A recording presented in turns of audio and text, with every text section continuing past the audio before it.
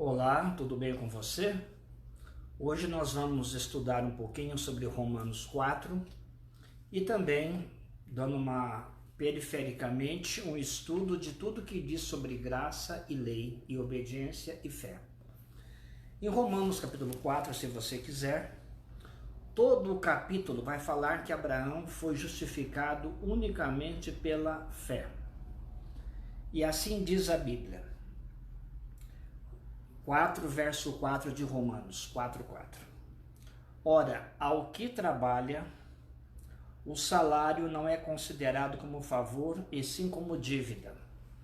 E eu vou dar para você um exemplo. O sujeito, um cara qualquer, ele é dono de um posto de gasolina. E ele paga para o gerente dele R$ 5.000 por mês. O gerente do posto trabalha 30 dias. No dia 30, o dono do posto, o proprietário, ele, ao desembolsar R$ 5.000 para pagar o seu gerente, ele não está fazendo um favor, ele está pagando uma dívida, porque o trabalho do gerente provocou o estado nele de devedor. Então o gerente era o credor e o patrão o devedor. Então, o trabalho do funcionário, do obreiro, no caso do posto de gasolina, ele provoca no patrão uma dívida que tem que ser paga. Só que no verso 5 de Romanos 4 diz assim: mas ao que não trabalha, porém crê naquele que justifica o ímpio, a sua fé lhe é atribuída como justiça. Aqui vem a comparação. Muito bem, se o sujeito, se o irmão da igreja, se o filho do Senhor, o seu servo, obedeceu sem nenhum tipo de erro ou tipo de pecado, então Deus não pode castigá-lo. Deus prometeu a vida eterna a Adão e Eva se fossem obedientes e não comessem do fruto proibido. Então, a obediência de Adão e Eva, enquanto obedientes, isso causava na situação do concerto entre eles e Deus uma condição que Deus não podia castigá-los. Muito bem, uma vez agora que eles transgrediram, eles são o quê? Culpados e expulsos. Veja bem que eles são expulsos, eles saíram contra a vontade. E quando saíram, queriam voltar. Deus botou uma espada lá, aqui não entra. E agora vem o plano da salvação, no caso com Abraão. Ou seja, a pessoa, o ser humano não consegue obedecer, ele não consegue fazer a vontade de Deus, ele não trabalha fielmente na obediência. Então o que ele tem direito a receber no final do mês? Nada, ele não trabalhou. Então Deus, ele nunca será o seu credor. E você, sempre é você que vai ficar devendo as coisas para Deus. Deus nunca vai ficar te devendo nada. Então o que acontece? Ele está dizendo o seguinte: o sujeito que não trabalha, o membro que não trabalha, mas crê que Cristo morreu no lugar dele, que o sangue de Cristo é suficiente para lá no Santíssimo expiar todos os seus pecados. Pela misericórdia e graça de Deus, o Pai aceita o sangue derramado na cruz como um valor pago para resgatar você. E se você crer nisso, mesmo que você não trabalhe, você recebe o salário. Isso é graça. Então imagine que uma pessoa trabalha 30 dias e recebe o salário, você não faz nada, mas crê e recebe o salário. Ou seja, nesse caso o salário é dívida. Nesse caso o salário é vida. É vida. Para quem trabalha é dívida, para quem não trabalha, não tem que pagar. Mas crendo, você recebe a vida de graça, gratuitamente. Então no verso 6, então aí continuando, diz assim: e é assim também que Davi declara ser bem-aventurado o homem a quem Deus atribui justiça, independentemente de obras. Nós já estudamos que a justiça de Deus é que nos salva, porque todo mundo é injusto. E no céu só entra justo. Injusto não vai para o céu, não pode entrar no céu. Então ninguém vai para o céu. Humanamente falando, não. Por isso que Deus tem que atribuir a justiça de Cristo, que é a justiça dele, para o pecador. Esse processo se chama justificação. O injusto, para se tornar justo, precisa de justiça. E justiça sendo dada a ele, o nome desse processo é justificação, que poderia ser conseguida num caso extremo, antes do pecado, pela obediência. Mas no nosso caso hoje, somente pela fé em Cristo, no sangue derramado na cruz. Então aí você pode ser salvo. Verso 7. Bem-aventurados aqueles cujas iniquidades são perdoadas e cujos pecados são cobertos. Aí vem o quê? Aquela referência da roupa de Deus, da justiça.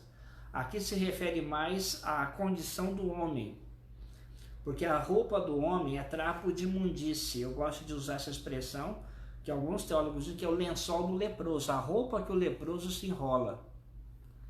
É a roupa mais suja que existe.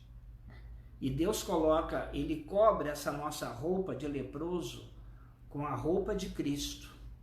Então a nossa iniquidade é coberta e o nosso pecado é perdoado, porque Deus decidiu assim. Verso 8. Bem-aventurado o homem a quem o Senhor jamais imputará pecado. O que é imputar pecado? Imputar pecado é acreditar na conta do sujeito pecador que ele é pecador. E agora tem um negócio bem difícil de você entender aqui.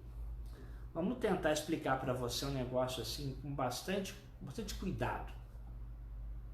Veja só, lá no conselho de Deus, antes da eternidade, Deus decidiu salvar o homem pela graça em Cristo, porque o homem não tinha nada para oferecer. O homem não tem nada para oferecer. Você vai ser salvo pela mesma razão do ladrão na cruz. Unicamente graça, misericórdia, compaixão e piedade. Não tem outro caminho. É a decisão de Deus te salvar. Quem crer nisso será salvo. Então lá atrás, veja bem, irmãos, os pecados da humanidade inteira foram creditados a Cristo lá no conselho celestial. No conselho de Deus com Deus. Então os pecados dos homens não foram imputados aos homens ainda. Os pecados foram imputados na conta do Senhor Jesus Cristo, que prometeu em Filipenses 2, de 5 em diante, vir na forma de servo, como a semelhança de homem, de servo, e morrer pelo homem e morte de cruz. Então todos os pecados dos homens foram imputados a Cristo. Em 2 Coríntios 5,19 diz assim: Deus estava em Cristo, reconciliando consigo o mundo, não imputando aos homens os seus pecados. Então os pecados do mundo inteiro foram creditados onde e quando? Desde o pecado de Adão até o dia da cruz, até o Calvário, os pecados ficaram como se fosse um cheque para datar, e todos os pecados estavam caindo sobre aquele cordeiro do Antigo Testamento. Ali era o símbolo, mas na prática todos os pecados não foram imputados aos homens. Então a partir daí, em 1 Pedro 2,24 diz que ele carregou os nossos pecados sobre o madeiro. Em João 1,29 me parece, João Batista diz: eis o Cordeiro de Deus que tira o pecado do mundo. Então os pecados do mundo inteiro estavam sobre Cristo e não estava sendo imputado aos homens. Por isso aquele é a pessoa que será salva. Imagina o seguinte, imagina a pessoa que será salva, que você seja salvo. Então na sua conta no céu, de fato, na questão de juízo, determinado, definido, nenhum pecado entrará na sua conta e nem na minha, em nome do Senhor Jesus Cristo. Porque o pecado não foi imputado a nós. Se o pecado fosse imputado a nós, nós seríamos destruídos. Por isto que aquele cordeiro pascal, ou sacrifício contínuo, ou todos os animais que morriam em todos os tempos no santuário, ou em altares diversificados ao longo da história, todos eles representavam Cristo. Todos, sem nenhuma exceção. Então os pecados estão sobre Cristo. Porém, no santuário terrestre é explicado o processo da salvação. O Antigo Testamento, o Antigo Testamento de Moisés, do Monte Sinai até Cristo, Monte Calvário, ele é o sistema que vai se explicando o que de fato vai acontecer lá no juízo final. Lá nos 7 sábados anuais, o 6º sábado era o dia da expiação, onde então Deus, nós já estudamos, Cristo, o que ele fez? Ele levou sobre si os pecados do mundo inteiro. Na cruz ele pegou os pecados, irmãos, de Adão até a época dele, e da época dele até o último homem, porque Deus é preciso. Então todos os pecados do mundo caíram sobre Cristo. Nenhum pecado ficou sobre os seres humanos, tudo sobre Jesus. Jesus morreu, ressuscitou, passou 40 dias, subiu ao céu, passou 10 dias no céu, fazendo a purificação dos pecados. Ou seja, os pecados que estavam sobre ele, simbolicamente aqui na terra, e de um jeito que lá no céu não tem como saber, as coisas são apenas como símbolos, Cristo passou os pecados dele para o santuário celestial. Ou seja, ficou no altar. Ali estava os pecados do mundo inteiro. Por isso que o santuário tem que ser purificado. Por isso tem o bode emissário e o bode expiatório. Então o que acontece? O bode expiatório é Cristo. No juízo final, então aquele pecado que caiu tudo sobre Cristo, que foi para o santuário, para ser agora trabalhado no céu, os pecados daqueles que aceitaram pela fé o Senhor Jesus, os pecados deles são creditados de uma certa forma à conta de Cristo. Já paguei, o bode expiatório pagou, já está pago na cruz, o sofrimento, eu já morri e ressuscitei. Mas acontece que Cristo morreu por todos, sem nenhuma exceção. Cristo morreu por todos os homens. O lago de fogo foi preparado para o diabo e seus anjos. O lago de fogo não foi preparado para pessoas ímpias, para seres humanos. Mas os ímpios quem são os ímpios? Irmãos, os ímpios são todos os homens. Só que há um bando de ímpio que aceitou Cristo e um outro que não aceitou. Essa é a questão de salvos e perdidos. Ninguém é melhor do que ninguém. É a graça que salva todos, mas alguns não aceitaram. Eis que estou à porta e bato. E ele bate a porta de todos os corações. Se hoje você ouvir a voz, não endureça o teu coração. Então o que vem agora? Escute bem. O bode emissário, o bode Azazel, ele recebe pecados. Ele recebe pecados, ou seja, os pecados que não foram confessados. Os pecados que Cristo não expiou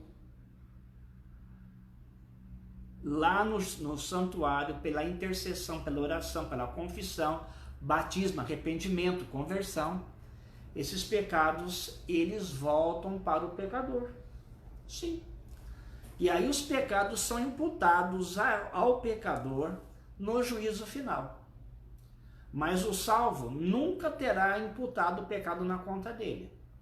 Mas o ímpio, o perdido, fará o que com ele? O ímpio, ele então receberá a imputação dos pecados porque ele rejeitou a graça de Deus.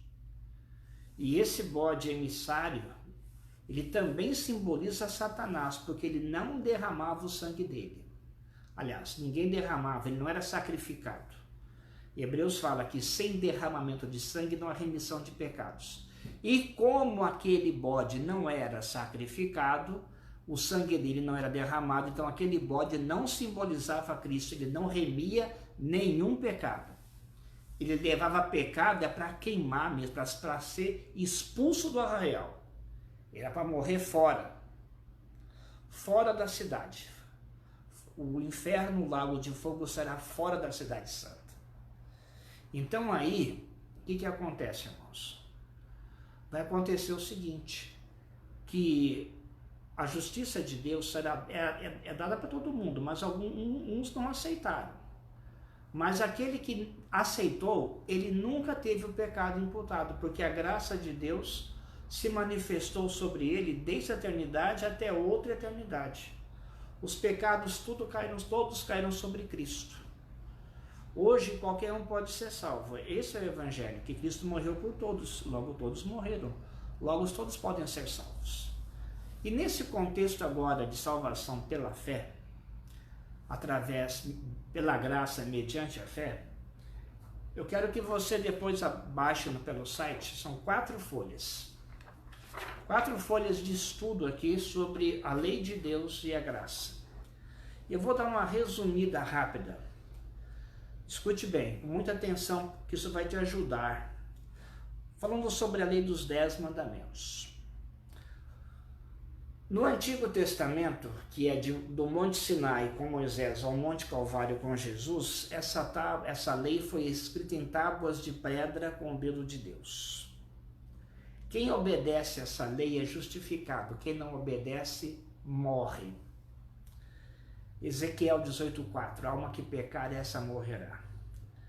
Romanos 6:23, o salário do pecado é a morte. Lembra de Romanos 4:4, que o que trabalha, o que obedece, o salário é apagamento, mas o sujeito aqui trabalhou no pecado. Qual é o salário, qual é a paga, qual é a recompensa de quem transgrede a lei? A morte. O que a lei de Deus faz pelo pecador? Condena e mata o pecador. A lei dos 10 mandamentos, em tábua de pedra do Monte Sinai, que Deus escreveu, que deu para Moisés, essa lei, ela mata o pecador. E não tem jeito, ela mata mesmo, e não tem o que fazer. Só tem um jeito de você se safar dessa lei, da condenação dessa lei. Gálatas 3:13, Cristo nos resgatou da maldição da lei, fazendo-se Ele próprio maldição no nosso lugar. E depois nós temos o seguinte, nós já aprendemos que a lei cerimonial, o sangue de touros e bodes, não remove o pecado.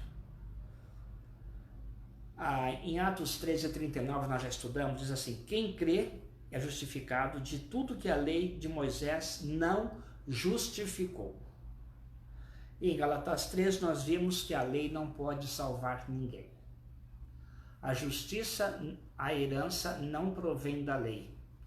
Nem da lei. E outra coisa, tem muita gente que divide, e é bom que a gente faça uma divisão pedagógica, embora não haja uma divisão, porque tudo é a lei.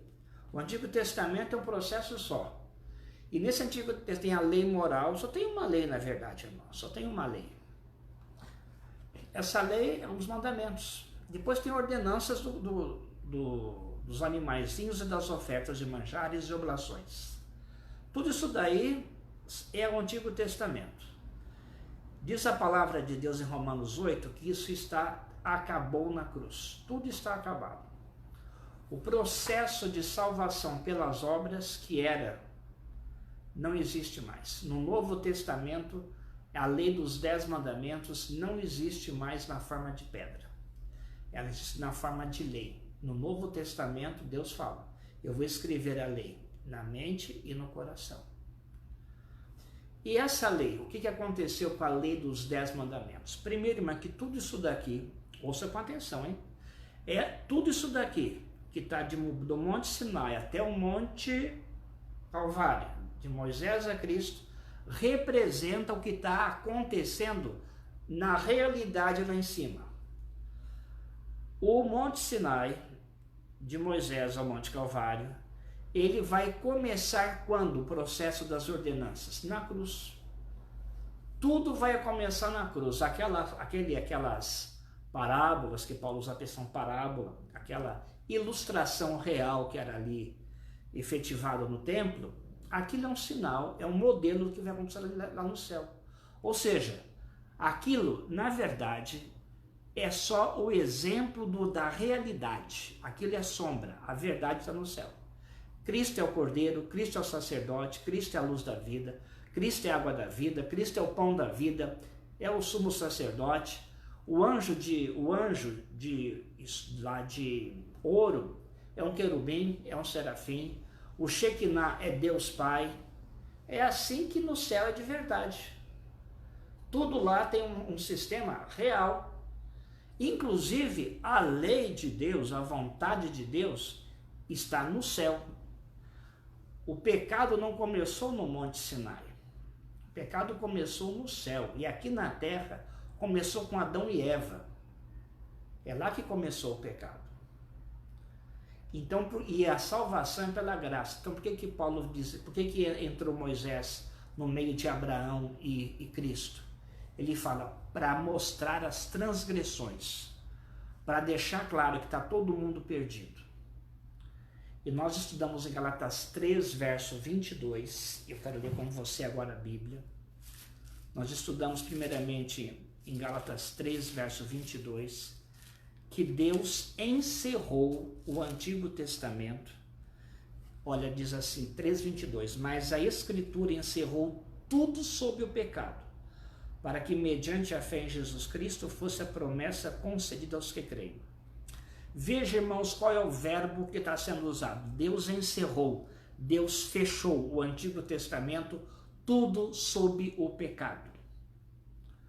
A Bíblia, o texto sagrado é a verdade. Está todo mundo perdido diante da santa lei de Deus. Isso daqui está ligado a Romanos capítulo 3. Romanos capítulo 3, verso 19 e 20 diz: ora, sabemos que tudo que a lei diz, aos que vivem na lei o diz, para que se cale toda a boca e todo o mundo seja culpável perante Deus, visto que ninguém será justificado diante dele por obras da lei, em razão de que pela lei vem o pleno conhecimento do pecado. Está encerrado o processo da lei. Ficou claro e notório, está todo mundo perdido. Romanos 11, verso 32 diz a mesma coisa de Gálatas 3:22, mas com outras palavras. Mas a mesma feira. Porque Deus a todos encerrou na desobediência, a fim de usar de misericórdia para com todos.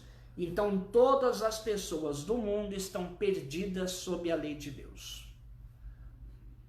Todas, sem nenhuma exceção. E agora, Hebreus capítulo 8. Em Hebreus capítulo 8, você vai encontrar uma informação que às vezes as pessoas se sentem desconfortáveis. Primeiramente, vamos pegar Hebreus 9, verso 4, as duas últimas orações, que floresceu e as tábuas da aliança. Dentro da arca, aqui no santuário terrestre, tinha uma arca, dentro tinha as tábuas da aliança, os 10 mandamentos. Hebreus 8, verso 7. Porque se aquela primeira aliança tivesse sido sem defeito, de maneira alguma estaria sendo buscado lugar para uma segunda. Então a primeira aliança, o primeiro concerto, e aí que vem a expressão, aliança e testamento. A aliança é o acordo, testamento é a base do sacrifício do animal ou de Cristo. O Novo Testamento, ou seja, o documento da aliança. O documento da aliança, da nova aliança, tem uma nova aliança que Deus fez com o homem. O documento é o sangue de Cristo. Na antiga aliança com Moisés, o documento é o testamento do Cordeiro. Algumas pessoas não sabem disso, tem que aprender. Então, na primeira aliança, que era com Moisés, que tinha que obedecer à lei para ser salvo, se não obedecesse, morria, ou tinha o quê? Um cordeiro para trocar, porque a lei matava, em 8,13 de Hebreus diz, quando ele diz nova, torna antiquado a primeira. Ora, aquilo que se torna antiquado e envelhecido está prestes a desaparecer. Querido irmão, a primeira aliança foi abolida. Ela está encerrada. E agora escute com atenção. Ela encerrou todos debaixo do pecado. Para que quem aceitar Cristo seja salvo. E quem não aceitar Cristo, quem rejeitar a salvação, vai estar perdido por causa do quê? Por causa da lei do Monte Sinai. Porque a lei condena, a letra mata. Romanos 3,31, por que tem graça? Porque tem uma lei que mata. Por que tem pecador para ser salvo? Porque tem um pecador que pratica pecado e tem um pecado que tem uma lei. Só que não é mais necessário que essa lei esteja hoje em vigor, anunciando o pecado, porque ela já foi encerrada, ou seja, já não resta mais nenhuma esperança de salvação para o homem pela sua própria força. Não há outro caminho senão Cristo.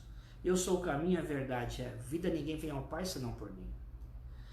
Essa lei agora, olha o que Paulo usa em Efésios 2,15. Cristo aboliu, olha bem o verbo agora, ele aboliu na sua carne o Antigo Testamento na forma de ordenanças. Vamos ler lá, Efésios 2, verso 15, diz assim, vamos lá para Efésios 2, verso 15. O texto ele é muito importante.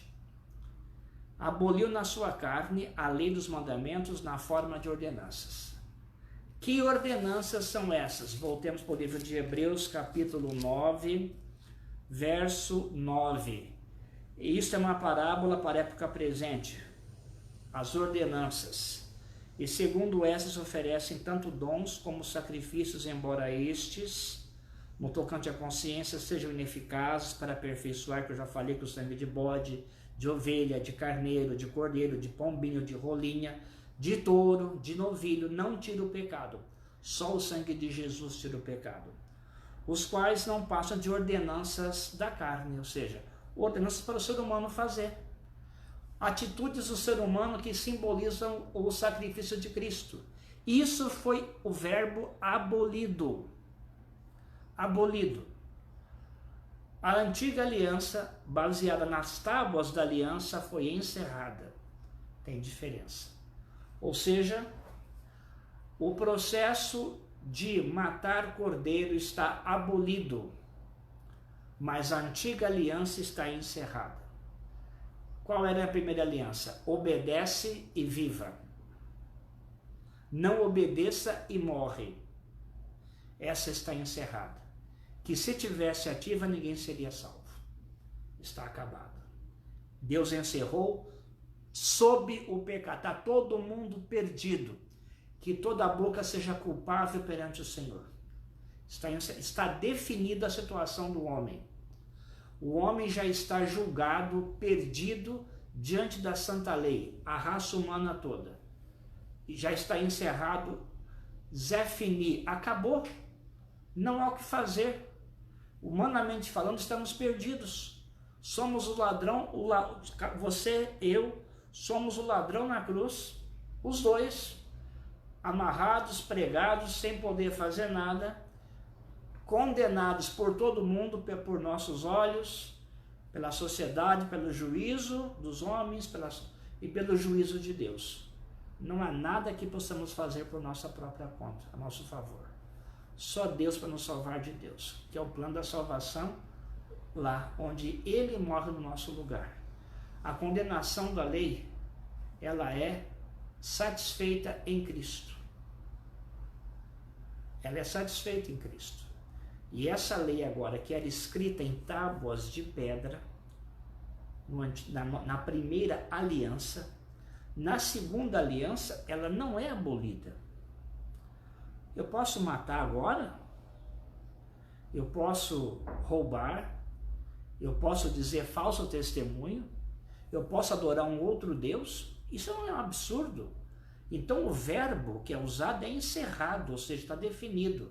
E ela agora, no meu coração, Deus escreve pelo Espírito Santo, com a tinta não é com tinta, é com o sangue de Cristo. Escreve ipsis litteris, nem um tio, nem um J, inclusive o dia de sábado, o dia de guarda. E aí, Paulo diz o seguinte: no Novo Testamento, nessa nova aliança, eu posso transgredir, desobedecer essa lei dos 10 mandamentos? Romanos 6, verso 15. Para ficar claro. E a lei não me salva, a lei está encerrada. A primeira aliança de obediência está encerrada, mas Romanos 6,15 diz: e daí? Havemos de pecar, transgredir um dos 10 mandamentos, porque não estamos debaixo da lei e sim da graça? De modo nenhum. Romanos 6 serve para uma coisa, para explicar que a salvação é pela graça, mediante a fé, sem lei, que foi encerrada. A primeira aliança está encerrada, perdeu seu valor como meio de salvação, mas os efeitos da condenação são permanentes e eternos. E Romanos 6 entra na história, sabe para dizer o quê? Mas não importa, você vai ter que obedecer a Deus, os mandamentos, a eternidade inteira. Nunca você vai poder matar o seu próximo. E depois de 800 milhões de anos no céu, a lei vai ficar abolida? Não. A lei é o amor ao próximo e amor a Deus. Essa é a essência da lei. É a fazer a vontade de Deus. Um outro aspecto agora, irmãos. Isso que eu vou falar agora é bastante importante.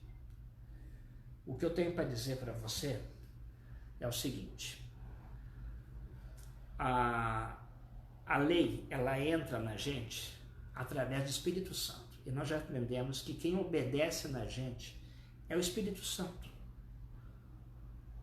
E Isaías 26:12 diz: tu, Senhor, fazes em nós as nossas boas obras. Em Efésios 2, verso 8 diz que porque pela graça sois salvos, e isso não vem de vós, é mediante a fé. Não vem de obras para que ninguém se glorie. Então, o que acontece? Na nova aliança, não tem, escute como eu vou falar, na nova aliança não tem uma lei para ser obedecida como tinha na primeira aliança. Eu vou repetir. Em Hebreus 8, 7 em diante, as tábuas da aliança estavam ali. Mas ela no verso 13 diz que ela vai agora deixar de existir. A primeira aliança de obediência para ser salvo está encerrada e também abolida, a aliança. Mas a lei, a aliança foi abolida. A aliança, o contrato foi abolido. Mas a lei, que estava escrita em tábuas de pedra, passa a ser escrita pelo Espírito no coração e a pessoa tem que obedecer pelo Espírito. Na nova aliança, não tem lei para obedecer. Na nova aliança, a obediência é pela fé, é dom do Espírito Santo. E é o Espírito que produz em nós o querer e o efetuar. Porque a nossa carne estava enferma. Este é outro estudo, Romanos 7. A natureza pecaminosa impedia que obedecesse a lei. Então o Espírito vem agora para mostrar que uma nova criatura, um novo nascimento, uma pessoa cheia de Cristo, revestida de Cristo, obedece à lei. Mas na nova aliança, aí que está o Evangelho, aí que está a boa nova. Não tem lei para obedecer. Na nova aliança, o preço da salvação é o sangue. E a sua parte é crer e manter comunhão só. Não tem mais uma lei para te pegar. Porque Cristo resgatou você da maldição da lei. A salvação é independente das obras. Ela é de graça, é o dom gratuito. E aí o Espírito Santo entra na sua vida e João fala: quem tem ouvidos, ouça o que o Espírito diz às igrejas. É um pecado que, se você não atender o Espírito, é um pecado que não tem perdão, ou seja, é um pecado que você não quer abandonar. Vamos terminar lendo 1 Coríntios 15, um dos versos mais bonitos da Bíblia. 1 Coríntios 15, vamos começar o 56. O aguilhão da morte é o pecado. E a força do pecado é a lei. Que lei? A dos 10 mandamentos do Monte Sinai. O pecado é a transgressão dos 10 mandamentos do Monte Sinai. E o aguilhão da morte, a morte mata você porque você pecou. Aguilhão é uma lança, uma ponta que entra e mata o cara. É uma ilustração. O aguilhão da morte é o pecado. E o que dá força para o pecado? A lei. A lei. Se a lei estivesse em vigor na nova aliança, quantos seriam salvos? Nenhuma, ninguém. Mas na nova aliança em Cristo, aquela primeira aliança acabou. Na nova aliança não tem lei. Na nova aliança não tem uma lei para obedecer. O meio de salvação da primeira aliança era a obediência, foi abolido. O meio de salvação da segunda aliança é a fé. Unicamente a fé. Acreditar. Crer na palavra. Mas você tem que, por isso que eu falei, tem que ter comunhão com a palavra, orando sem cessar, buscando o Espírito, a videira, você o ramo, estudando a palavra, negando-se cada dia. Essa é a sua parte. Isso não te salva. Quem vai salvar ainda é a graça. Mas você pode se desviar da fé, perder a fé. Então, se você estiver com o Senhor Jesus Cristo, em oração, crendo que o sangue dele, em Hebreus 7,25, fala que o Senhor pode salvar totalmente os que por ele se chegam a Deus. Então, os pecados que você transgrediu da santa lei de Deus, sob o qual você foi, e eu também, encerrados, fomos sepultados, no batismo, mas também sepultados pela lei. Se você crer nisso, a lei não pode mais matar você. Não pode. Por quê? Porque em Romanos 8, verso 1 diz: agora, pois já, nenhuma condenação há para os que estão em Cristo Jesus. Ninguém que está em Cristo na nova aliança está condenado.